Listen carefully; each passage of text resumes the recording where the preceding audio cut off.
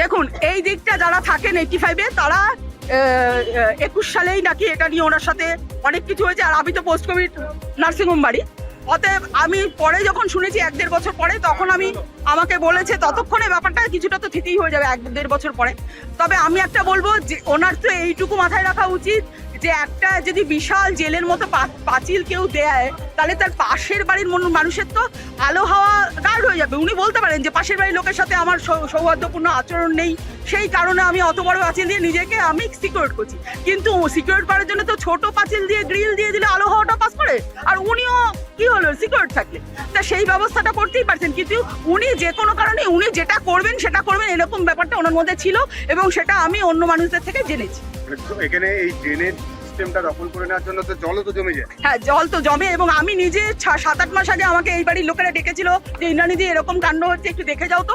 আমি তখন সন্দীপ ঘোষকে বলেছিলাম যে আপনার র্যাম্পের মতো করেছেন, আপনি নিজে গাড়ি বের করছেন ভালো কথা, আপনার জল যাচ্ছে ভালো কথা, আপনি ঢেকে রেখেছেন ভালো কথা, কিন্তু পাশের বাড়িতেও একটা সাইডে বাঁধের যে জায়গাটা দিয়েছেন ওখানটা একটা গ্রিল দিন, যাতে লোকগুলোর অন্তত জলটা পাস করে। কারণ ডেঙ্গুর উপদ্রব কলকাতায় আমরা সবাই জানি, সব জায়গায় জল যদি একটা জায়গায় এসে দাঁড়িয়ে যায় আপনার জন্য, এই মানসিকতাও তো থাকতে হবে যে আমি প্রতিবেশীদেরও যাতে কোনো মানে অসুবিধা না হয়। ওনার প্রতিবেশী দুজন নাকি এখানে ওনার অত্যাচারে থাকতে পারেনি, যে চলে যেত। সেটাও আমার শোনা কথা, কারণ আমি বললাম ওই টাইমটা একদম ভাইটাল টাইমটায় আমি হসপিটাল, নার্সিংহোম বাড়ি হসপিটাল। এটা ঘটেছে? হ্যাঁ, এটা ঘটেছে, কারণ তাদের সাথে, তাদের বাড়িতে ছেলে ছিল, তাদের সাথে সন্দীপ ঘোষের রেগুলার বেসিসেই নাকি গন্ডগোল হতো। সবটাই আমি অ্যাকচুয়ালি পরে শুনেছি। আমার যখন কোভিড হয়েছিল তখন এই 85-এর সাথে ওনার 83 বাড়ির সারাদিন রাত বিভিন্ন পারপাসে ঝামেলা লেগে থাকতো।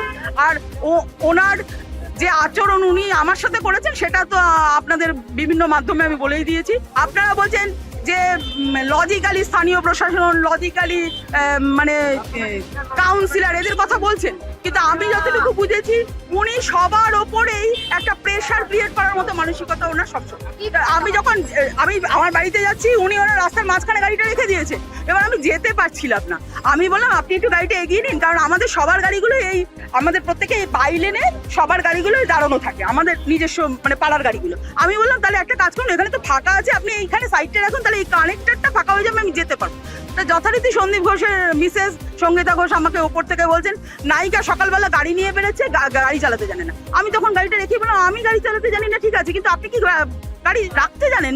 রাখাটাই তো ঠিক হচ্ছে না, আপনি একটা সাইড করুন অথবা আপনি একই লেনে চলে আসুন। তা এইটা ওনাদের পছন্দ হয়নি, এবং 1 কথায় 2 কথায় 4 কথায় 5 কথায় ওনারা উল্টো পাল্টা কথা বলছেন। আমার মনে হচ্ছে ওনার সাইকো প্রবলেমও নিশ্চয়ই থাকতে পারে, না হলে কোনো প্রতিবেশী মানুষকে হঠাৎ করে ভিখিরির বাচ্চা, এখানে ভিখিরির বাচ্চাদের সাথে কথা বলেন, এই শব্দটা তো আমরা কোনো প্রতিবেশীকে জীবনে বলতে পারবো না।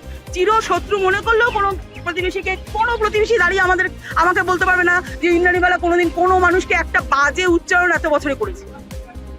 আপনার সাথে আমার মত পার্থক্য হতে পারে, মনের মিল না হতে পারে। সন্দীপ ঘোষের বারবারই বলছি, সন্দীপ ঘোষ কোনো সামাজিক অনুষ্ঠানের মধ্যে কথা হয়নি, ঝামেলার মধ্যে কথা হয়েছে। কথা বোঝা যাচ্ছে?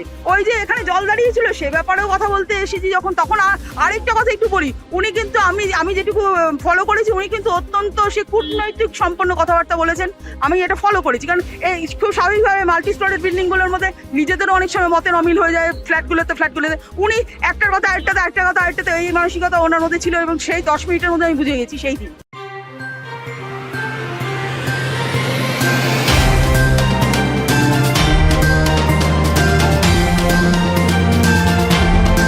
চেতনা বার্তা জেগে থাকে, জাগিয়ে রাখে।